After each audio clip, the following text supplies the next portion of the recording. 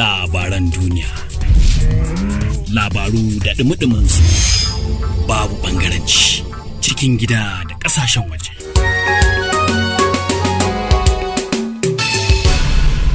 Unity.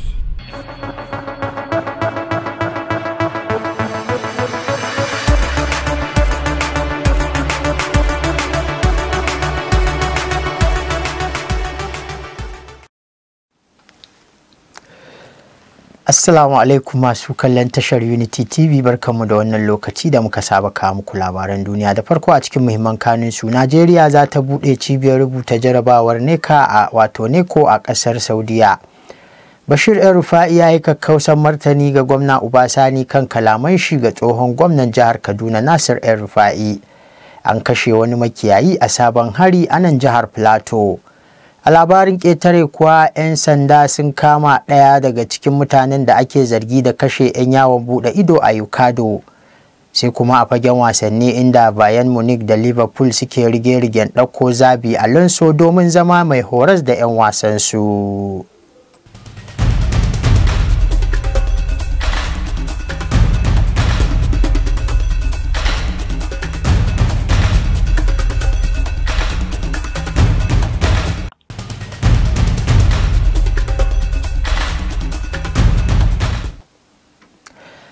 To kanin labaran kenan, yanzu ga cikakkun su, mai karatu Suleiman Hassan.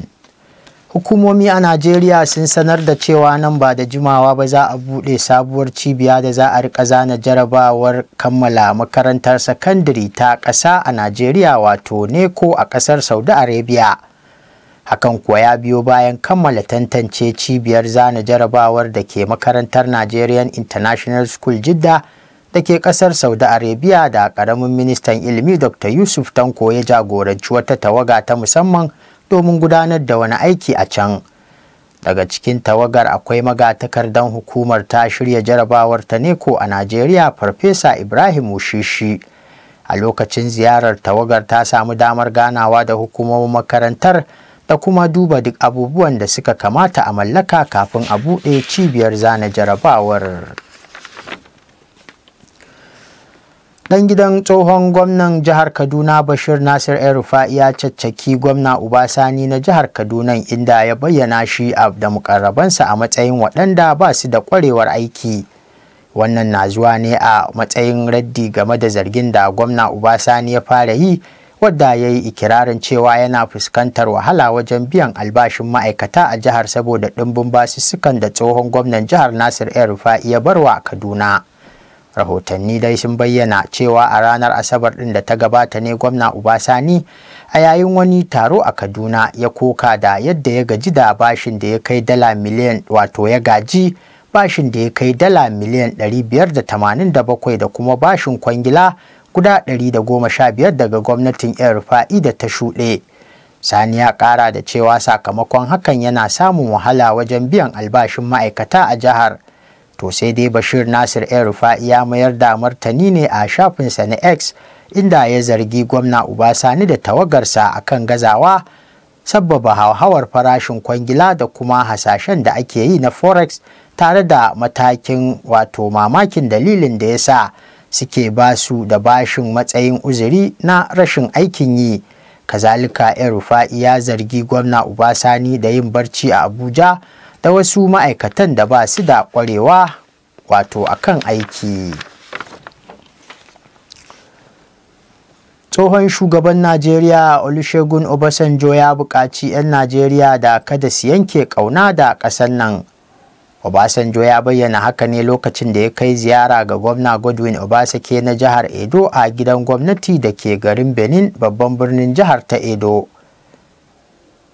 Da yake yabawa gwamnan bisa irin tarbar da ya yi masa, tsohon shugaban Najeriya ya buƙaci shugabanni da su kasance masu sadaukarwa da rashin son kai a Najeriya domin ƙasar nan ta ci gaba. Ya yi nuni da cewa a halin da ake ciki a ƙasar nan yana da matuƙar wahala, amma za a iya sauya shi idan akwai kyakkyawar niyya. Obasanjo ya yi kira da a rika tunatar da masu madafun iko su yi amfani da damar da suka samu ta jagorantar al'umma yadda ya kamata. A ranar Asabar, Majalisar Dokokin Jihar Rivers ta sake yin barazanar tsige gwamnan jihar Siminalayi Fubara. Majalisar ta ce ba za ta yi jinkirin tsige Fubara ba idan hakan ya zama mataki na ƙarshe na tabbatar da kundin tsarin mulki. Kakakin Majalisar Dokokin Jihar Rivers ɗin Martin Amaewhule shi ne ya bayyana hakan a wata ganawa da manema labarai a Fatakwal, babban birnin jihar.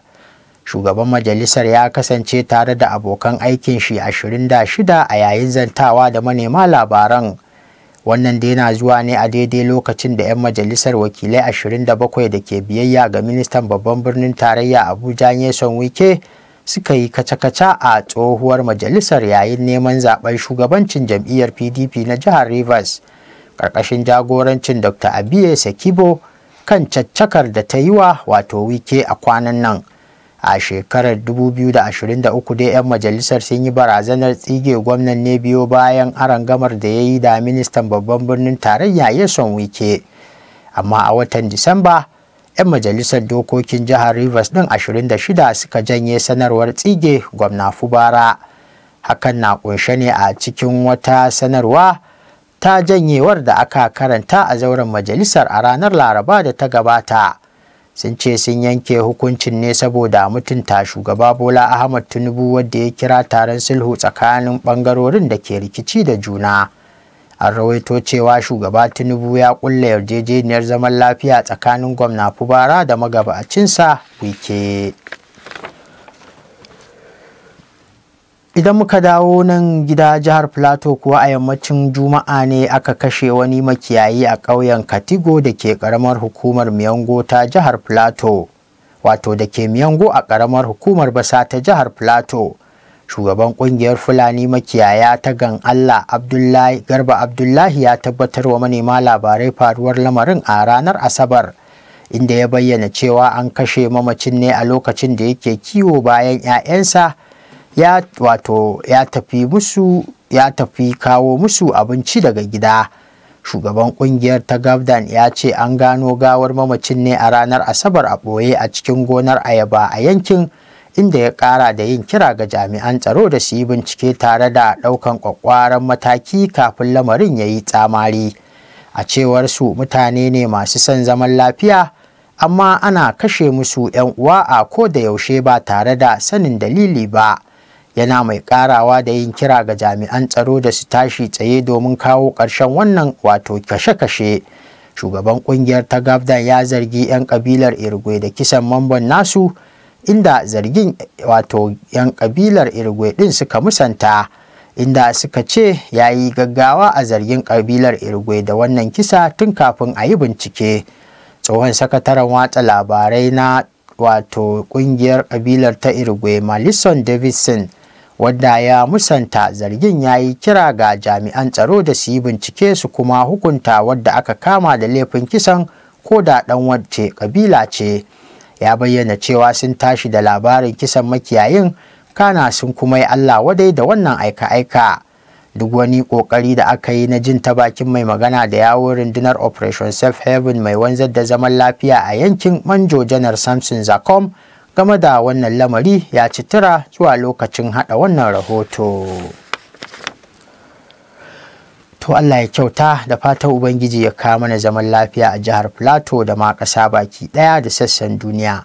A labarin ƙetare kuwa, 'yan sanda a ƙasar Yukado sun ce sun kama wani mutum da ake zargi da kashe wasu masu yawon buɗe ido mutane 5.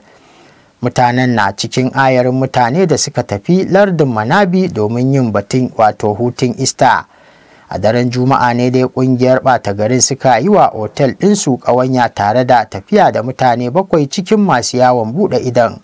Sai dai daga bisani sun saki mutane 2 ciki har da yaro ƙarami, yayin da daga baya 'yan sanda suka tsinci gawarwakin sauran mutanen. A wani labarin na daban kuwa, akalla masu zanga-zanga 16 ne aka kama a birnin Tel Aviv na Isra'ila a yayin wata arangama tsakanin 'yan sanda da masu zanga-zangar. Dubun dubatar mutane ne suka fito kan tituna suna zanga-zangar neman a yi sabon zaɓe, tare da kira ga gwamnati da ta yi dukkanin mai yiwuwa domin ganin Hamas ta saki 'yan Isra'ila da ta yi garkuwa da su a Gaza. To a fagen wasanni kuwa shugaban kungiyar ƙwallon ƙafa ta Bayern Munich Mr. Uli Hoeneß ya bayyana cewa kungiyar ta ƙasar Jamus da kungiyar Liverpool ta Ingila na fafutukar ɗaukar Xavi Alonso a matsayin mai horas da 'yan wasansu. Rahotanni dai sun bayyana cewa Bayern da Liverpool suna neman wadda za su bai wa jagorancin tawagar kungiyoyinsu a bazarar bana, wato a bazara ta bana. Thomas Tuchel ya bar horas da Bayern Munich a ƙarshen kakar wasa ta bana, a yayin da shi ma Jurgen Klopp ya sanar da cewa zai bar horar da 'yan wasan Liverpool a ƙarshen kakar ta bana. Alonso ya shafe shekara 5 a matsayin ɗan wasan Real Madrid bayan ya bar Liverpool, sannan daga Real Madrid ɗin ya tafi Bayern Munich. Haka kuma tsohon ɗan wasan ya taka leda a ƙarƙashin fitattun masu horas da 'yan wasa irin su Jose Mourinho na wato a ƙungiyar Madrid, da kuma Guardiola a Bayern Munich, da Rafael Benitez a Liverpool, da kuma Carlo Ancelotti a Real Madrid da sauransu. To wannan rahoto na wasanni kuma shi ya kawo mu ƙarshen labaran da muka yi wa mai kallo tanadi a daidai wannan lokaci daga nan tashar Unity TV da ke birnin Jos ɗin jihar Plateau a tsakiyar arewacin tarayyar Najeriya. Amma kamar yadda muka saba tunatar da ku kafin mu yi sallama, kada ku manta za a iya ci gaba da bibiyar ƙayatattun shirye-shiryenmu domin kallon su a kafafenmu na sada zumunta da suka hada da Facebook, Twitter, Instagram, YouTube da sauransu, duk at Unity FM TV. A madadin kowa da kowa, musamman injiniyan da ya tabbatar da zuwan labaran kan kwalbar talabijin ɗinku Malam Awwal Ibrahim GSM, sai kuma wadda ya haɗa labaran Haruna Umar. Nazir Suleiman Hassan yana tare da mu a ɗakin watsa labaran inda ya kawo mana ziyara. Ni ne Suleiman Hassan, a madadin su baki ɗaya nake mana fatan ci gaba da samun rahamar Ubangiji da kuma 'yantawar shi, musamman a cikin waɗannan kwanaki na 10 ƙarshen watan Ramadan.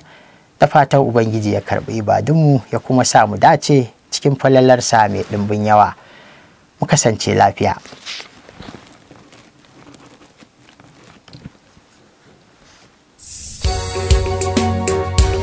Labaran duniya, labaru da ɗumi su, babu ɓangaranci, cikin gida da ƙasashen waje.